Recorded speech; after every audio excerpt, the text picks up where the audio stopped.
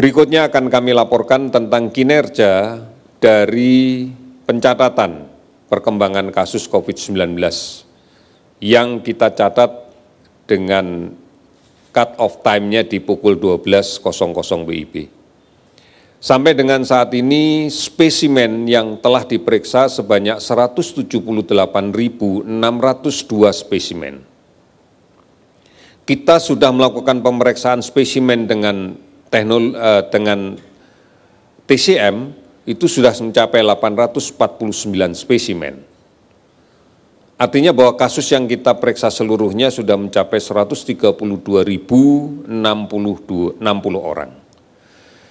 Pada kinerja hari ini kita mendapatkan kasus konfirmasi COVID-19 yang positif sebanyak 490 orang, sehingga sekarang totalnya menjadi 16.496 orang. Sementara kasus sembuh bertambah 285 orang sehingga menjadi 3.803 orang. Kasus meninggal ada 33 orang sehingga totalnya menjadi 1.076 orang. Sudah 383 kabupaten kota yang terdampak di 34 provinsi. Artinya sudah hampir sebagian besar kabupaten kota kita sudah terdampak. Kasus ODP akumulasi yang kita lakukan pemantauan sebanyak 262.919 orang, PDP 34.360 orang. Oleh karena itu, dari data-data ini mencerminkan bahwa kasus positif, penambahan kasus positif konfirmasi masih terus meningkat. Namun kalau kita lihat sebaran kabupaten kota yang terdampak semakin melebar, semakin meluas. Kalau kita perhatikan per kabupaten kota memang ada 1-2 kabupaten kota yang masih menunjukkan tren dengan penambahan yang semakin tinggi. Namun banyak yang kemudian tren penambahannya sudah tidak lagi eksponensial terlalu tinggi tetapi hampir mendatar, hampir. Ini bagi kita sebenarnya tidak melihat itu, tapi melihat bahwa memang kontak dengan kasus positif tanpa gejala masih terjadi. Oleh karena itu mari bersama-sama kita kembali mengingat tentang bagaimana cara mencegahnya ini. Saudara-saudara, mencuci tangan dengan menggunakan sabun dan air yang mengalir minimal di 20 detik sesering mungkin ini adalah menjadi penting. Karena tanpa mencuci tangan kalau kemudian kita menyentuh wajah, mulut, hidung, ini akan menjadi risiko yang sangat tinggi untuk tertular. Oleh karena itu, kalau belum mencuci tangan dengan menggunakan sabun, jangan memegang wajah kita.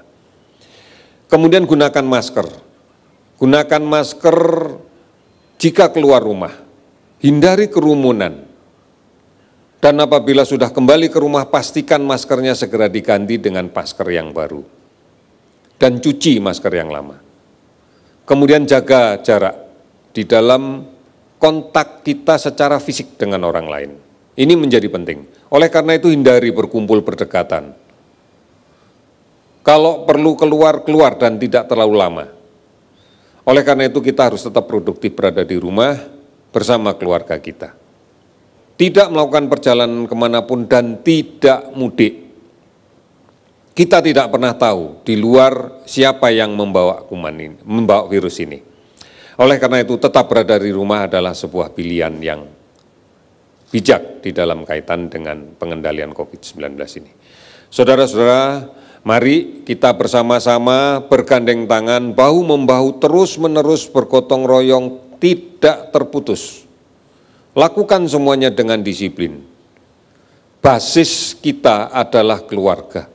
Oleh karena itu mari kita melindungi keluarga kita. Apabila seluruh keluarga di Indonesia melakukan hal yang sama, maka kita akan melindungi negara ini.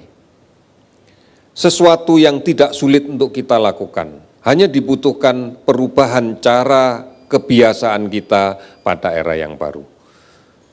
Kami yakin, kita semuanya yakin bahwa kita bisa melakukan ini. Kita pasti bisa. Indonesia pasti bisa. Saudara-saudara, sekian dan terima kasih.